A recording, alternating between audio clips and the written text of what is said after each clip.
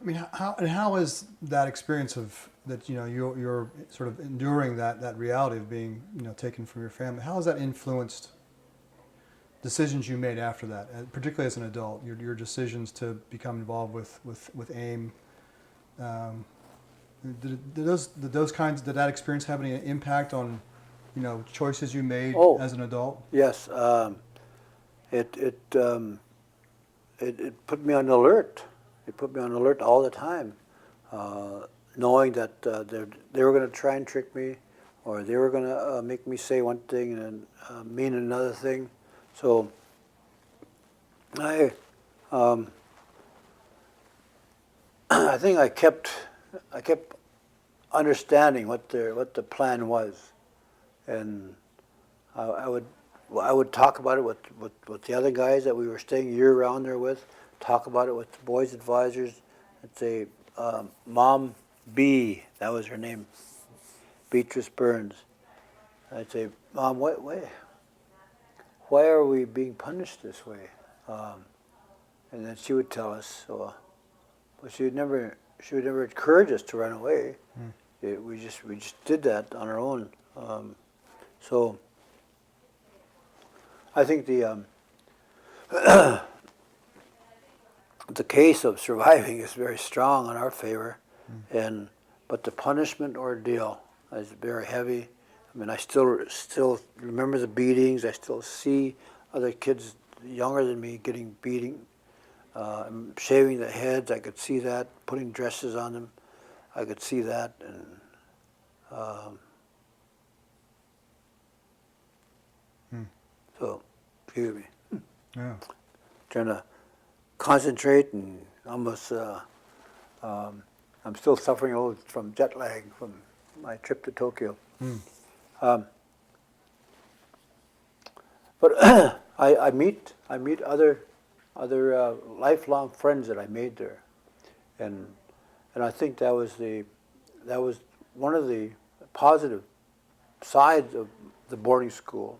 One of them was that the friends that I made there have are lifelong friends, and I could count like maybe 5 more friends, 5 left that I have, that are uh, that oh that we just real strong camaraderie, real strong friendship, real strong love for each other, and we've known each other, all our kids and grandkids. We know how's your kids doing.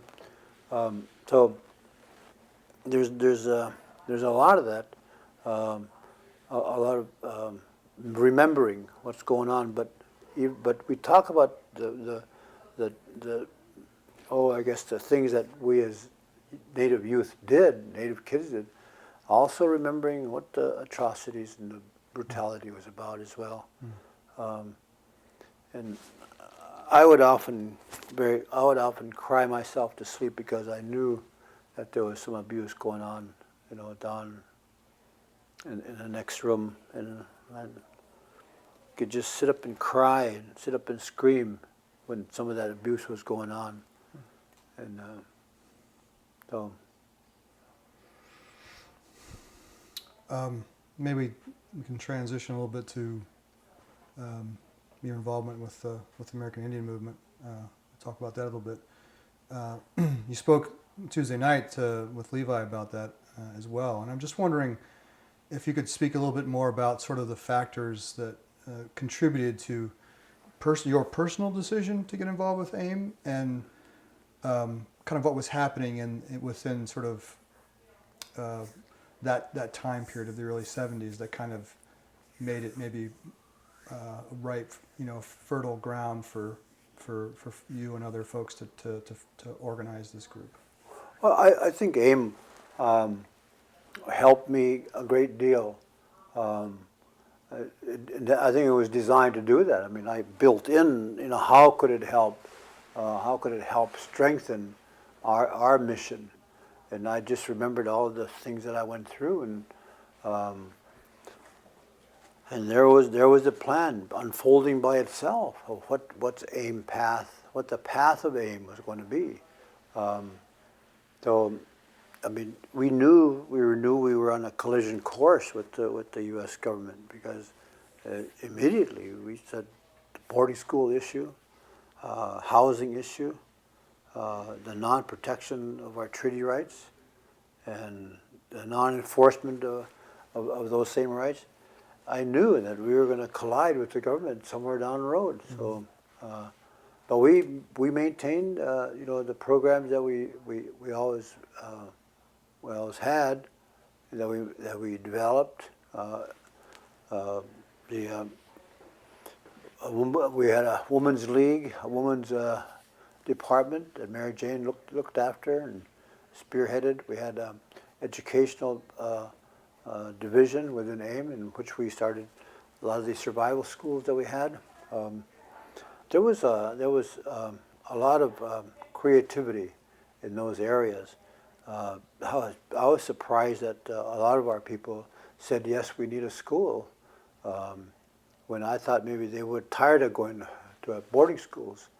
But here they were saying, yes, we need those kind of schools, because with good discipline, good meat, good diet, that will survive them, and also we will be who we are as Native people. When you and others decided to go to Wounded Knee in '73, can you speak a little bit about the specific reasons for kind of choosing that location for this action? And also, again, you mentioned some of the demands already on it, but if there were more specific kinds of things that you were asking the federal government with that particular the occupation in '73. We had chosen, the site was chosen for us by Fool's Crow, Kills Enemy, Bad Cub, Crow Dog, and there was Young Bear was there, and there was 6, 7, 8 chiefs that were there. They're the ones that decided on Wounded Knee, and we decided we would support them, but we would be the spearhead as well.